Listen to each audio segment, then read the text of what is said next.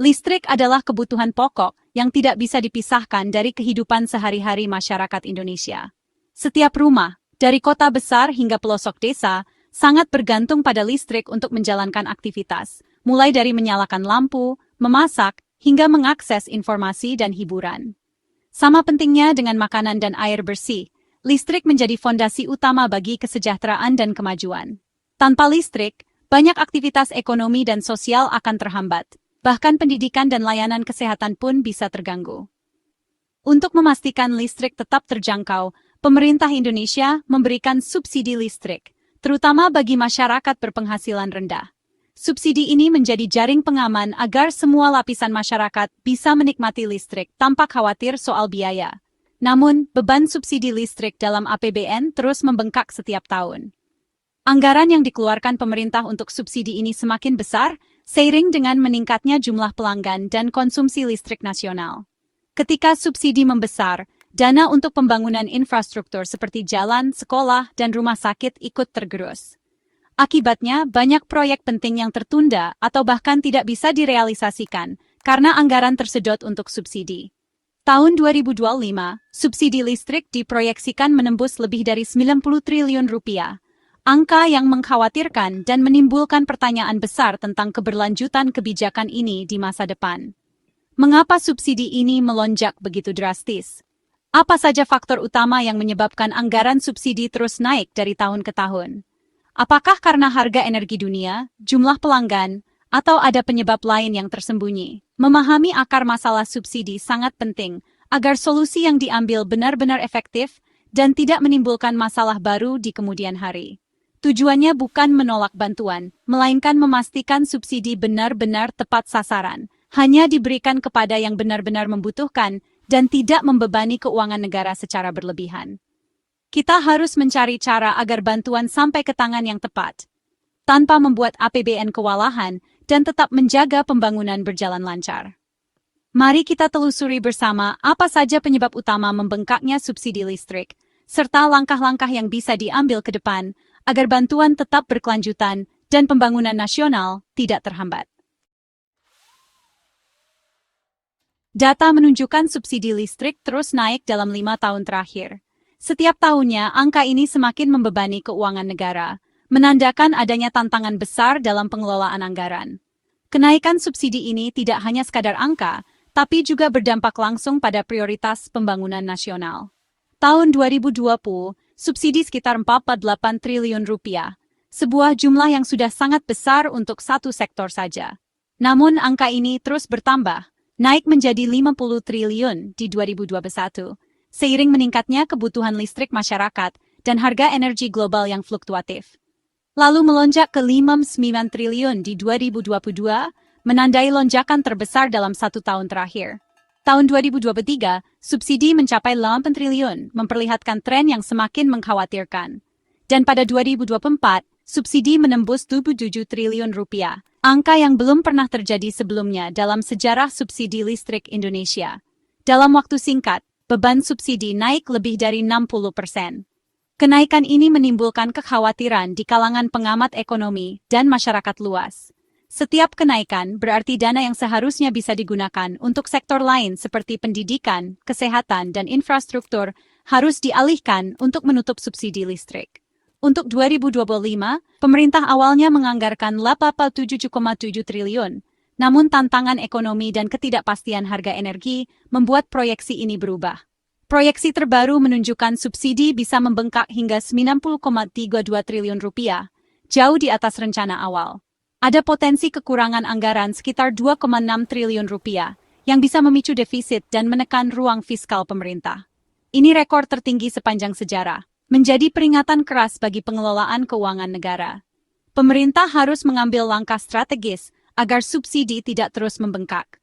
Jika tren ini berlanjut, ruang fiskal pemerintah akan semakin sempit, dan kemampuan negara untuk membiayai program-program penting lainnya bisa terganggu. Kita harus segera mencari solusi agar subsidi tidak terus membebani APBN, baik melalui efisiensi energi, reformasi kebijakan, maupun inovasi dalam pembiayaan. Masa depan keuangan negara sangat bergantung pada langkah-langkah yang diambil hari ini. Salah satu penyebab utama subsidi membengkak adalah pelemahan nilai tukar rupiah terhadap dolar AS. Ketika rupiah melemah, biaya yang harus dikeluarkan pemerintah untuk membayar berbagai kebutuhan yang diimpor, seperti bahan bakar dan mesin, menjadi jauh lebih mahal.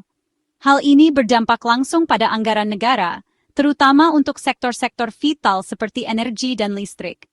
Banyak biaya produksi listrik, seperti pembelian mesin, bahan bakar, dan peralatan lainnya, dibayar dalam dolar.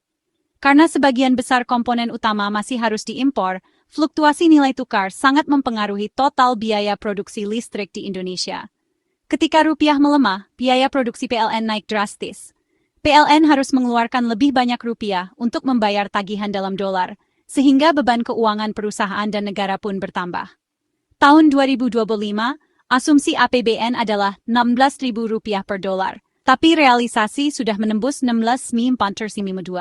Selisih ini tampak kecil, namun dalam skala nasional, perbedaan ratusan rupiah saja bisa berarti tambahan beban triliunan rupiah bagi negara. Selisih kecil ini berdampak besar karena biaya industri listrik sangat besar. Setiap perubahan kurs langsung terasa pada tagihan listrik dan kebutuhan subsidi yang harus disiapkan pemerintah. Setiap pelemahan rupiah memperbesar selisih biaya produksi dan tarif listrik yang harus ditutup subsidi. Jika tidak, masyarakat akan terbebani kenaikan tarif listrik yang signifikan. Tren pelemahan rupiah sudah terjadi bertahun-tahun, membuat subsidi makin berat. Pemerintah harus terus menambah anggaran untuk menutup selisih biaya yang semakin melebar akibat kurs yang tidak stabil. Stabilitas nilai tukar sangat penting untuk mengendalikan subsidi. Jika rupiah stabil, pemerintah bisa lebih mudah merencanakan anggaran dan menjaga subsidi tetap terkendali. Namun, faktor eksternal seperti ekonomi global, suku bunga Amerika Serikat, dan ketegangan geopolitik membuat nilai tukar sulit dikendalikan sepenuhnya. Indonesia harus siap menghadapi dinamika global yang mempengaruhi rupiah. Inilah tantangan besar dalam menjaga subsidi tetap terkendali. Pemerintah harus terus berinovasi dan memperkuat kebijakan agar subsidi tetap tepat sasaran, meski nilai tukar terus berfluktuasi. Fluktuasi harga minyak dunia juga memicu pembengkakan subsidi. Harga minyak Indonesia jadi acuan utama, dan kenaikannya memicu naiknya harga energi lain seperti gas dan batu bara. Pembangkit listrik di daerah terpencil masih banyak yang pakai BBM, sehingga kenaikan ICP langsung menaikkan biaya operasional. Jika harga minyak dunia naik di atas asumsi APBN, biaya produksi listrik melonjak dan subsidi ikut membengkak. Ketergantungan pada harga komoditas global membuat anggaran negara rentan. Transisi ke energi terbarukan sangat penting untuk mengurangi risiko ini. Inflasi juga memperbesar subsidi listrik. Kenaikan harga barang dan jasa membuat biaya operasional PLN naik, mulai dari perawatan jaringan hingga gaji pekerja. Biaya pokok penyediaan listrik naik, sementara tarif untuk pelanggan bersubsidi tetap rendah. Selisih biaya ini harus ditutup dengan subsidi dari APBN. Jika inflasi lebih tinggi dari target, beban subsidi makin berat. Menjaga inflasi tetap terkendali adalah kunci agar subsidi tidak membengkak. Siapa penerima utama subsidi listrik? Mayoritas adalah rumah tangga berdaya rendah, mampar 50 VOA dan 900 VOA, yang terdaftar di data terpadu kesejahteraan sosial. Ada lebih dari 5 juta keluarga penerima manfaat, serta bisnis kecil, industri kecil, dan sektor sosial seperti rumah ibadah dan sekolah. Tanpa subsidi, tagihan listrik mereka akan melonjak dan membebani pengeluaran bulanan. Sekitar 64% nilai subsidi dinikmati rumah tangga berdaya rendah. Namun, tantangan terbesar adalah memastikan data penerima selalu akurat agar subsidi tepat. Pemerintah harus terus memperbarui data agar bantuan tidak salah sasaran. Konsumsi listrik nasional terus tumbuh seiring pertumbuhan ekonomi. Tahun 2024, penjualan listrik bersubsidi mencapai 71 TWh dan diproyeksikan naik ke 76,6 GWh di 2025. Peningkatan konsumsi menandakan ekonomi bergerak, tapi juga menambah beban subsidi. Setiap kilowatt listrik bersubsidi berarti tambahan biaya bagi negara. Pemerintah harus mendorong efisiensi energi agar konsumsi tidak melonjak tanpa kendali. Edukasi masyarakat untuk hemat listrik sangat penting. Pertumbuhan ekonomi harus diimbangi dengan pengelolaan subsidi yang bijak. Efisiensi energi adalah solusi jangka panjang untuk menekan subsidi. Pemerintah telah mengambil berbagai langkah untuk mengendalikan subsidi. Efisiensi di pembangkit listrik terus ditingkatkan, termasuk menekan konsumsi bahan bakar per kilowatt-hour. Kebijakan harga gas dan batu bara domestik membantu menekan biaya produksi. Pemerintah juga mengatur harga beli listrik dari produsen swasta agar lebih kompetitif.